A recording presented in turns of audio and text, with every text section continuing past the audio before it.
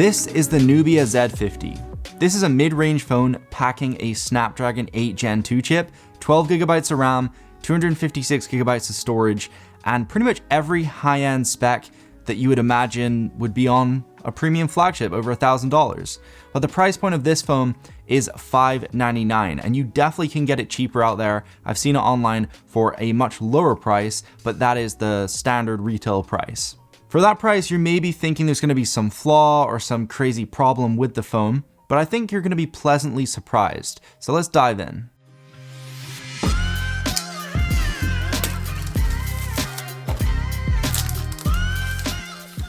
The setup process was a little bit different because there's no Google account login like I'm used to on an Android device, and there is no Play Store by default, but I will show you how to install it later on in the video. A nice touch is they included a matte gray silicone case. It might be kind of hard to find cases for this particular device, so it's nice of them to include that. And unbelievably, you actually do get a fast charging brick and red accented cable included in the box. That's something you just don't get nowadays.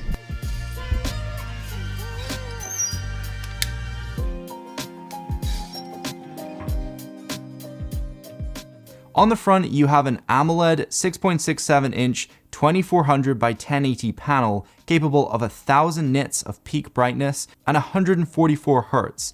So you're getting a really fluid experience when you're swiping and when you're scrolling, even smoother than some of the top end flagships coming out in 2023.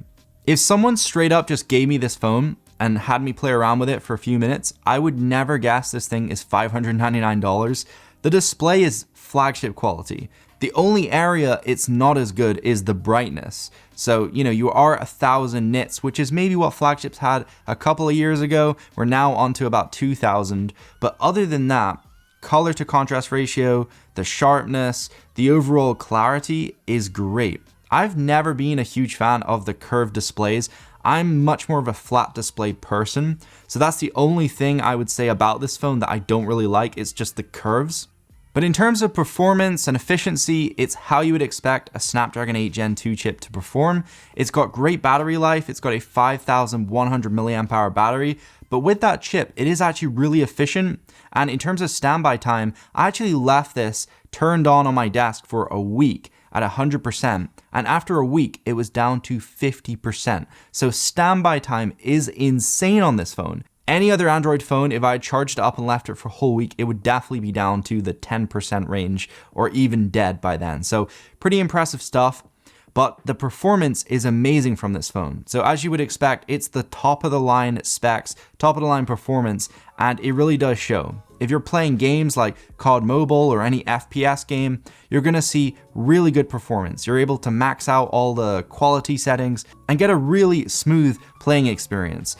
Anyone heavily into gaming that's looking to pick up a mid-range phone, I would definitely say consider this, but it's not perfect by any means. There are some minor drawbacks, and I would say primarily in the software area, just purely because it's got this kind of Chinese skin. And by default, you're not able to actually swap out the launcher, which to me was like a crazy shock because Android to me is all about customization and swapping out the launcher. So I tried to install Nova on here, and it wouldn't let me set that as my default launcher. So, I went online, Googled a bit, read some forums, and I found a workaround. So that is to install Niagara Launcher, go inside there, and then it will come up with a pop-up menu asking you what your default launcher needs to be, and you can set it as Nova or whatever you want. But there's no option to do that by default in the settings unless you install Niagara. So I'll leave a link to that down below. But yeah, pretty much throughout this whole phone, everything is just very Chinese. And I really mean Chinese. Like if you go into the browser of this phone, you're met with Chinese symbols and menus that I'm just not able to read. You're gonna have to swap out a lot of things. So the keyboard, your browser, something else is the Play Store didn't come installed. So I actually had to go online and find some reliable source to download the Play Store and even turn on unknown sources to install the Play Store. Kind of crazy. But after I'd done that and I installed all the Google apps I'm familiar with, logged into my Google account, everything felt a little bit more normal and pixel-like. When you pull down your notification bar, you actually have two different sides. So if you pull down from the left, you're getting your notifications and you pull down from the right, you're getting this kind of quick panel with all your settings, similar to on the iPhone, I would say. But a lot of Xiaomi devices have this, a lot of Poco phones and Honor phones. And to me, I'm just not really a fan of it. I'm more of like a Pixel UI type of person, but I feel like buying an Android device, you're going to be customizing it anyway. So, installing some of these things might not be a big deal to some of you. One of the main areas mid-range and budget phones normally suffer is in the camera department. They're normally not quite up to par with the flagship phones, and this is definitely not the best camera out there, but it has some great features in terms of software and hardware capabilities. The main camera is a 64 megapixel f1.6 lens, but something interesting is the focal length is 35mm by default, not 24 like most smartphone cameras.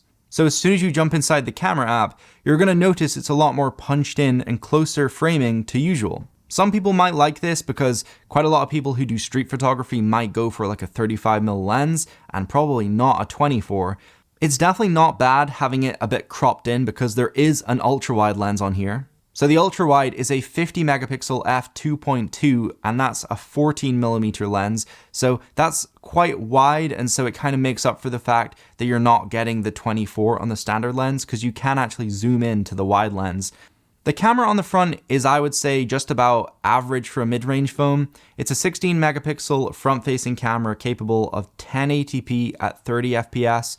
So it's usable for, any quick selfies, any video calls, things like that. But it's not perfect, and I would prefer it to be a slightly wider field of view.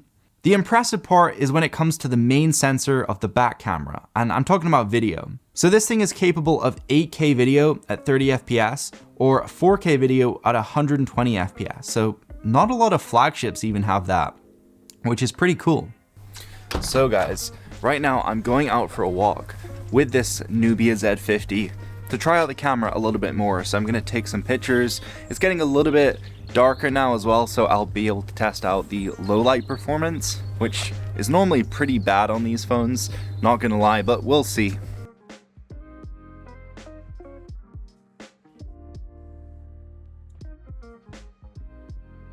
This right here is a wide angle camera test of the Nubia Z50, unbelievably in 8K. So yeah, this is how it looks.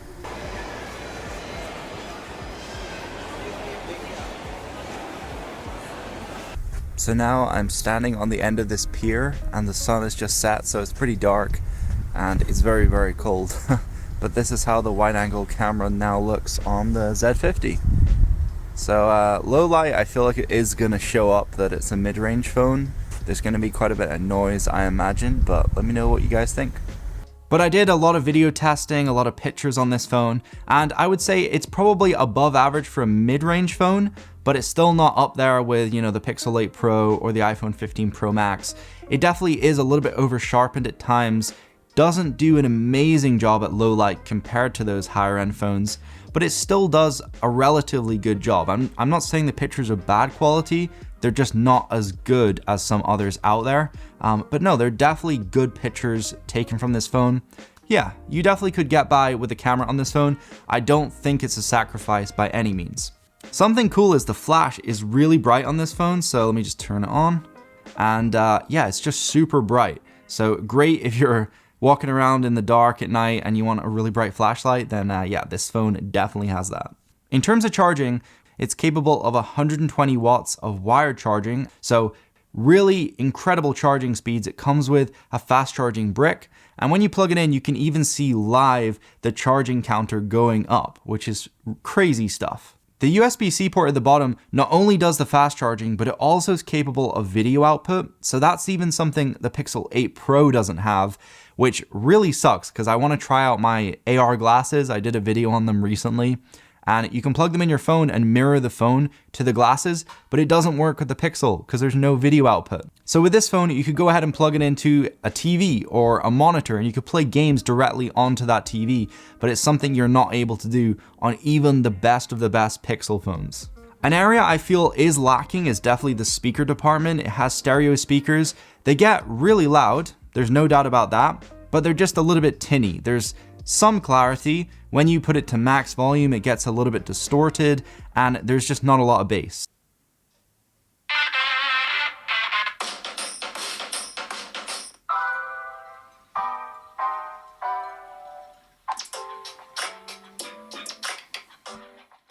So earlier on I mentioned this has macOS 13, and something that kind of sucks is you're only rocking Android 13 on here. So no Android 14, none of those Android 14 features, but I do hope there will be, software support for the future. I kind of have my doubts about how long this will be supported for because, mid-range phone, smallish company, I don't know how capable they will be at pushing out future updates for a long period of time. Something like the Pixel 8 Pro has 7 years of software updates. So the reason you might be paying more for similar hardware to this is you're paying for the software and the future support of those software features, because the Pixel has tons of, AI software features packed in, and they're included with the price of the phone, which you're not getting here. You're really just getting good hardware and nothing else. But even though it doesn't have the newest software, it still does have all those Android features that we love, like split screen multitasking, picture-in-picture mode, even the pop-out window mode for applications. And you also have this panel which swipes in from the side. Kind of reminds me of the Edge panel on the old Samsungs. And you do have quick shortcuts in here to your most recent apps. You also have a notepad app where you can go ahead and create notes in this pop-up window. And there's even a built-in theme store, so you can jump in there, you can download different themes and apply it to your phone. Even though by default you're kind of stuck with the launcher it comes with, like I mentioned, there's no ability to change that without my workaround, but the home screen launcher's not bad by any means. You can change the icon shape, the grid layout, you can even change the effect when you're swiping between pages, and there's a ton of options inside of here. So it's not a bad launcher, there's a lot of customization, but I feel like this phone is just a whole lot of workarounds in order to get good user experience. In terms of security, it does have various biometrics. It has, your face scanning using the front-facing camera, but I don't know how secure that is. It's just using your image. It's not using any 3D depth information. But something that is really good is the optical fingerprint scanner inside the display. So it's kind of in the usual spot from what it would be on like a Pixel phone, maybe slightly higher up than a Samsung, but overall it is very fast to unlock. You don't have to have your finger on it for very long. And I found it to work maybe like 9 out of 10 times. Not quite as good as like the S23 Ultra, but it's a pretty good fingerprint scanner considering it's a mid-range phone. So overall, I feel like they have put a lot of work into the design and the overall identity of the phone, but it just kind of has that Chinese software thrown onto it, onto good hardware. So, if you want a phone that's good at gaming, that's not very googly, this might be something to consider. Or are you just going to go with something you're more familiar with, like Samsung or the Google Pixel? I did actually see the S23 FE came out recently, so that might be something to consider. But this is definitely a good phone. It's not a bad phone by any means whatsoever. It just depends on the type of person you are and your circumstances. So thank you so much for watching. There's going to be a lot more videos coming out soon in 2024 in this new year. So I appreciate you sticking around. Thank you for watching. Peace.